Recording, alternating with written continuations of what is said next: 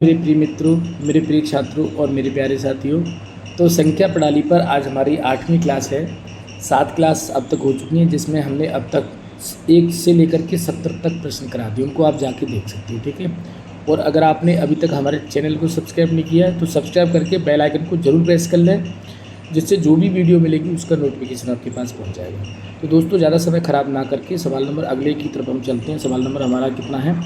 71। इसको देखते हैं, इसमें क्या कह रहा है। किसी संख्या को जब क्रमिक रूप से 4 और 5 से भाग दिया जाता है तो शेषफल क्रमशः 1 और 4 आते हैं।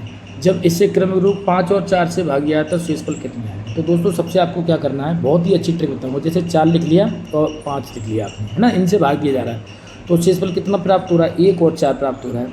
तो दोस्तों क्या करेंगे, सबसे पहले इसको हम जोड़ देंगे। तो जोड़ देंगे तो आप कहोगे कि ये कितना आ जाएगा? 9, ठीक है। अब 9 का आप इसमें गुणा कर लोगे। 9 का क्या करोगे? गुणा। तो 9 चौक 36, ये कितना आ जाएगा? 36 आ जाएगा। अब 36 को इसमें आप प्लस कर दोगे तो कितना आ जाएगा? 37। तो ये कितना आ जाएगा? 37। तो हमारी संख्या हमको मिल जाती है दोस्तों 37, ठीक है। अब वो ये कह रहा है कि इस संख्या को 5 और 4 से भाग देने पर शेषफल क्या होंगे? तो 37 को आपको क्या करना है, पहले तो 5 से डिवाइड करना है, ठीक है। 5 सत्ते 35, आपने ये डिवाइड कर दिया। इसमें से कितना शेषफल बचा? इसमें से शेष बचेगा तुम्हारा 2, ठीक है ना, ये शेषफल बच गया। अब इस 7 को डिवाइड कर देना है, ये जो भागफल आया है उसको डिवाइड 4 से कर देना है। तो 4 से आपने डिवाइड किया तो हम कहेंगे 4 एकम 4, तो शेषफल कितना बचेगा? 3। तो 2 शेषफल मिल गए हमारे, 2 और 3, है ना। कितना मिल गया? 2 और 3। तो ये विकल्प क्या है, गलत हो गए, तो इसको मैं हटा देता हूँ, क्योंकि टाइप करने वाला जो बंदा है वो विकल्प थोड़ा जल्दबाजी में गलत हो जाते हैं। तो शेषफल कितना हो जाएगा? 2 और 3, ठीक है। यहाँ जैसे 5 और 6 है, यहाँ 3 और 4 है, यहाँ पर 4 और 5। तो आपका ऑप्शन कौन सा हो जाएगा? ऑप्शन दोस्तों आपका हो जाएगा ऑप्शन ए, ठीक है। कितने हो जाएंगे शेषफल? 2 और 3, ठीक है, क्रम से। तो इस तरह से दोस्तों आपका ये सवाल हो गया। विकल्प इसके बिल्कुल गलत है ना। तो हमारा ऑप्शन कौन सा हो जाएगा? 2 और 3। चलिए अगले सवाल की तरफ हम चलते हैं।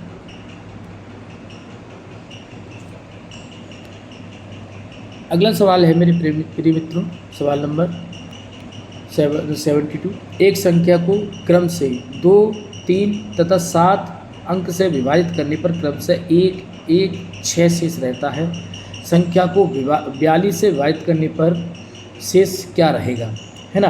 2, 3 और 7 इससे विभाजित कर रहा है तो शेषफल 1, 1 और 6 प्राप्त हो रहा है। तो बिल्कुल वही प्रोसेस, आप इसको सबसे पहले इसमें जोड़ दीजिए।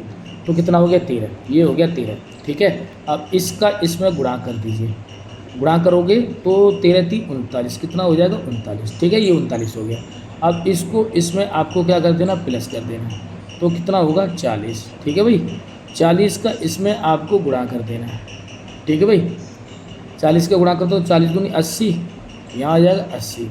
तो 80 को 1 में जोड़ देना है तो कितना आ जाएगा? 81, ठीक है। इस कितना आ जाएगा? 81। तो हमारी संख्या मिल गई 81। अब इसको किससे विभाजित करें? 42 से। तो 81 से आप 42 को विभाजित करें तो हम केवल एक बार ही भाग जाएगा। 42 एकम 42, जैसे इसे घटाओगे तो 11 में से 2 गया तो कितना बचेगा? 9। और यहाँ कितना रह गया? 7, और 7 में से 4 गया तो 3, कितना आ गया? 39। तो हमारा ऑप्शन कौन सा हो जाएगा? ऑप्शन डी हो जाएगा। आंसर हमारा 39 हो जाएगा। आपकी अच्छी तरह से समझ में आया कि नहीं आया, ये ज़रूर बताओ आप भाई। आगे नहीं आगे समझ में? चलिए आगे बढ़ते हैं। अगला सवाल है हमारा, जब किसी संख्या को 56 से भाग देते हैं तो शेषफल 29 प्राप्त होता है। यदि इसी संख्या को 8 से भाग दें तो शेषफल कितना होगा? तो दोस्तों मैंने आपको एक चीज़ बताई थी कि इस प्रकार के सवाल को जैसे 56 से भाग दे रहे हैं तो रिमाइंडर कितना आ रहा है? 29। तो इस 29 को हम 8 से विभाजित कर देंगे। तो 29 को हम क्या करेंगे दोस्तों? 8 से विभाजित करेंगे।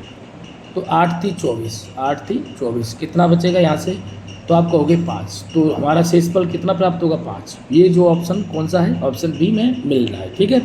तो इस तरह से कर सकते हो, आपको ज़्यादा कहानी पढ़ने की कोई ज़रूरत नहीं, ठीक है। चलिए आगे बढ़ते हैं। अगला सवाल देखते हैं दोस्तों। सवाल नंबर हमारा, इस संख्या को 4, 7 से उत्तरोत्तर भाग देने पर क्रम से 2, 1 शेषफल प्राप्त होते हैं। यदि उसी संख्या को 28 से भाग दें तो शेषफल कितना होगा? तो इस सवाल को भी इसी तरह से करिए जो मैंने अभी आपको बताया था, है ना। तो आपने ये आपने भाजक लिख ली और यहाँ पर आपने क्या कर ली? शेषफल लिख लीजिए। अब आप इसको जोड़िए तो कितना हो जाएगा? जब जोड़ोगे तो 8 हो जाएगा, है ना। ये कितना आ जाएगा 8। यहाँ पर मैं इनको गोला बना दे रहा हूँ, ठीक है। अब आपका इसमें क्या करोगे, इसे आप मल्टीप्लाई करोगे, क्या करोगे मल्टीप्लाई। तो हम कहेंगे 8 चौक 32, तो ये आ जाएगा 32। इस 32 को इस 2 में क्या कर दोगे, प्लस कर दोगे, तो कितना आ जाएगा 34। तो ये हमारी संख्या आ गई 34। अब हम क्या कर रहे हैं, 34 को दोस्तों 28 से विभाजित कर रहे हैं, तो हम घटा भी सकते हैं ना। तो 28 से 28, क्योंकि अब घटाएंगे ये, तो 14 में से 8 गया तो कितना बचेगा दोस्तों, 6 बचेगा। तो शेषफल हमारा कितना प्राप्त हो जाएगा, 6 हो जाएगा, जो कि ऑप्शन किस में दिखाई दे रहा है, ऑप्शन बी में दिखाई दे रहा है। इस तरह से आप कर सकते हो, समझ में आ गया। चलिए आगे बढ़ते हैं। नेक्स्ट सवाल है दोस्तों हमारा, बहुत ही बढ़िया सवाल है।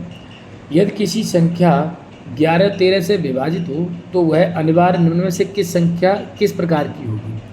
वो ये कह रहा है 11 13 से विभाजित हो वह संख्या किस प्रकार की होगी। इस सवाल को हम देखते हैं। तो 11 13 से विभाजित के लिए अब देखो पहला ऑप्शन दे रखा है हमें 11 + 13, है ना, विकल्प से करना पड़ेगा। तो ये हो जाएगा दोस्तों जोड़ने पर 25। क्या 25 11 और 13 से विभाजित हो सकती है, नहीं हो सकती, तो विकल्प हमारा ये नहीं होगा। दूसरा अंतर है, जैसे 13 में से हम 11 घटा देते तो 2 बचा, क्या अंतर विभाजित हो जाए 11 13 से, नहीं होगा, तो ये भी नहीं होगा। तीसरा देखेंगे 11 13, अब देखिए 11 और 13 का मल्टीप्लाई करते हैं, ठीक है, तो 143 आता है, और 143 11 और 13 से दोनों से देखिए, या 11 13 दोनों से विभाजित कर सकते हैं। इसलिए हमारा ऑप्शन कौन सा हो जाएगा, ऑप्शन सी हो जाएगा, और ये डी नहीं होगा। तो ऑप्शन कौन सा हो जाएगा, ऑप्शन सी हो जाएगा, ठीक है। चलिए आगे बढ़ते हैं। दो क्रमागत विषम पूर्णांक वाले वर्गों के बीच का अंतर हमेशा किससे विभाजित होता है। दो क्रमागत विषम पूर्णांक, जैसे विषम कौन से होते हैं, 1 है, 3 है, 5 है, 7 है, 9, यही तो होते हैं। अब क्रमागत विषम पूर्णांक के वर्गों का योग, तो इसका वर्ग करें हम, तो ये वर्ग करेंगे 9 और 1 का वर्ग 1, तो कितना होगा 8, ठीक है। अब यहाँ पर आपको दिख रहा है कि 8 से विभाजित हो सकता है, डी ऑप्शन पता लग रहा है। लेकिन अगला देख लो हम, जैसे 5 का वर्ग कर दिया और हमने 3 का वर्ग कर दिया, है ना। क्रमागत देख लो, तो 5 का वर्ग कितना हो गया 25, 3 का वर्ग कितना हो गया 9। अब इसमें से आप 15 में से 9 गया तो कितना बचा, 6 बचा, तो कितना बचा 16 बचा, 16 बचा। अब 16 किससे विभाजित है, ये भी 8 से विभाजित हो जाएगा। 16 किससे विभाजित हो जाएगा, 8 से हो जाएगा, नहीं हो जाएगा। इसी तरह से अगर आपको 7 का वर्ग देखना है और 5 का वर्ग देखना है, यहाँ से देख सकते हो, है ना। तो 7 का वर्ग कितना होता है 49, और ये 25, और यहाँ पर कितना आ रहा है 24। 24 भी किससे विभाजित है, 8 से विभाजित है। तो हम कह सकते हैं कि ये सब जितने भी हमारे विषम पूर्णांकों के वर्गों का योग आएगा वो हमेशा किससे विभाजित होगा, 8 से विभाजित होगा, ठीक है। इस तरह से दोस्तों हम कर सकते हैं। चलिए आगे बढ़ते हैं। अगला सवाल है प्यारे मित्रों, हमारा बहुत ही अच्छा सवाल है। 3,957 और 5,349 को जोड़ा जाता है, प्राप्त राशि में से 7,062 को घटाया जाता है, परिणाम संख्या किससे विभाजित होगी। तो आपको सबसे पहले क्या करना है, 3,957 को 5,349 में जोड़ दीजिए। देखिए बहुत ही सरल सवाल है ना। ये 16 की 6 हासिल लगी, 10 की 0 हासिल लगी, 1 13 की 3 हासिल लगी, 1 9, इतना आ गया। अब इसमें से क्या कर रहे हैं हम, इसको घटाया जाता है 7,062 को घटाएंगे तो यहाँ से 4 बचेगा, 10 में से 6 गया, 4 बचा, यहाँ से 2 बचेगा, यहाँ से 2 बचेगा। ये अब ये किससे विभाजित है, तो देखिए दोस्तों ये लास्ट के 2 अंक 4 से विभाजित हो रहे हैं, है ना। तो हमेशा किससे विभाजित होगा, 4 से। 3 से तो देख लेते हैं 3 से हो रहा है कि नहीं हो रहा है। तो 4 और 4 8, 8 और 2 10, 2 12, ये 3 से विभाजित हो रहा है ना। 3 से भी हो रहा है, और 11 से हो जाए, 11 से भी हो रहा है। लेकिन क्या पूछ रहा है, किससे विभाजित नहीं होगा, 3 से भी हो रहा है, इनसे हो रहा है, लेकिन पूछा किससे विभाजित नहीं हो, तो हमारा ऑप्शन हो जाएगा 7। तो 4 से विभाजित हो रहा है, 3 से भी हो रहा है, 11 से हो रहा है, लेकिन ये 7 से विभाजित नहीं होगा, और इसमें नहीं आंसर पूछा, इसलिए हमारा आंसर कौन सा हो जाएगा, ऑप्शन सी यानी 7 हो जाएगा। ये जो 2244 है वो 7 से विभाजित नहीं होगा, ठीक है, ध्यान रखना। तो चलिए आगे सवाल की तरफ बढ़ते हैं। अगला सवाल है प्यारे मित्रों, यदि m तथा n धनात्मक पूर्णांक हों, और m - n एक सम संख्या हो, तो m² - n² हमेशा किसके द्वारा विभाजित होगा। तो आपको क्या याद रखना है दोस्तों कि ये किससे विभाजित होगा। तो ये धनात्मक पूर्णांक हैं और m - n एक सम संख्या है। तो सम संख्या कब प्राप्त होती है, जब हमें कोई विषम संख्या मिलती है। तो ये किससे विभाजित होगा, तो यहाँ पर अभी मैंने आपको बताया था कि विषम संख्याओं के वर्गों का योग अंतर करने पर विषम संख्याओं का अंतर हमेशा क्या होता है, जैसे 3 में से 1 घटा दिए तो सम आ गया, है ना। जैसे 5 में से 3 घटा दिए तो 2 आ गया। तो अंतर हमेशा सम संख्या आ रहा है, क्योंकि कह रहा है m-n, यहाँ पर कह सकता है m-n, है ना। m-n सम संख्या, तो ये सम संख्या में मिल रहा है, तो हम कह सकते हैं कि विषम पूर्णांकों के वर्गों का योग, यानी 3 का वर्ग और 1 का वर्ग, इसका वर्ग करें तो ये 9 और ये 1 तो कितना हो रहा है 8, है ना। इसी तरह से 5 का वर्ग करें और 3 का वर्ग करें तो ये 25 और ये 9, तो ये कितना हो जाएगा 16, ये भी 8 से विभाजित हो रहा है। इसी तरह से 7 का वर्ग करें और 5 का वर्ग करें तो 7 का वर्ग 49 और 5 का वर्ग कितना हो जाएगा दोस्तों 25, घटाएंगे तो कितना 24, और 24 भी किससे विभाजित हो रहा है 8 से। तो दोस्तों हम कह सकते हैं कि m² माइनस n² हमेशा किससे विभाजित होगा 8 से विभाजित होगा। तो ऑप्शन कौन सा हो जाएगा मित्रों, तो ऑप्शन आपका दोस्तों सी हो जाएगा, यानी 8 आंसर हो जाएगा। ठीक है, चलिए आगे बढ़ते हैं। अगला सवाल देखेंगे मित्रों, सवाल नंबर 79। यदि यहाँ पर देखिए कुछ भाजकों के सवाल दे रखे हैं। यदि यहाँ पर दे रखा है 73 8a 6a, ये किससे विभाजित है, ये दोस्तों 11 से विभाजित है, तो a का मान कितना होगा। तो मित्रों आपको क्या करना है, इसको समझने के लिए आपको देखिए एक तरफ इधर अंक ले लेना है, जैसे 7 हमने इधर ले लिया, एक छोड़ करके 8 हमने इधर ले लिया, 6 हमने इधर ले लिया, है ना। अब इनको जोड़ लीजिए, आप विषम अंकों को जोड़ लीजिए, जैसे पहला, तीसरा और ये 5वां हमने ले लिया, इसको जोड़ा 15 और 6 21, ये 21 हो गया, है ना। अब आपको क्या याद रखना है, 11 से विभाजित के लिए या तो 11 से विभाजित हो या अंतर 0 आना चाहिए। अब यहाँ पर कितना है 3, यहाँ 3 है, एक ही जगह हमें पता नहीं है, एक ही जगह हमें पता नहीं है। अब हमें 21 बनाना है, ठीक है, हमें कितना बनाना है 21 बनाना है। तो 9 यहाँ ले लें, 9 यहाँ ले लें, तो देखिए 9 9 18 3 21 बन रहा है। तो a का मान कितना, अब ये 21 क्यों लिया मैंने, क्योंकि 21 माइनस 21 बराबर 0 हो जाए। जब दोनों का इसका अंतर और इसका दोनों का अंतर, इन दोनों का अंतर अगर 0 आता है तो वो संख्या किससे विभाजित होगी 11 से विभाजित होगी। तो एक ही जगह पे कितना अंक लिया हमने 9, तो हम कह सकते हैं कि a का मान कितना होगा भाई 9 होगा। a का मान पूछा है ऑप्शन, देख सकते हो a का मान कितना होगा, तो a का मान कितना होगा 9।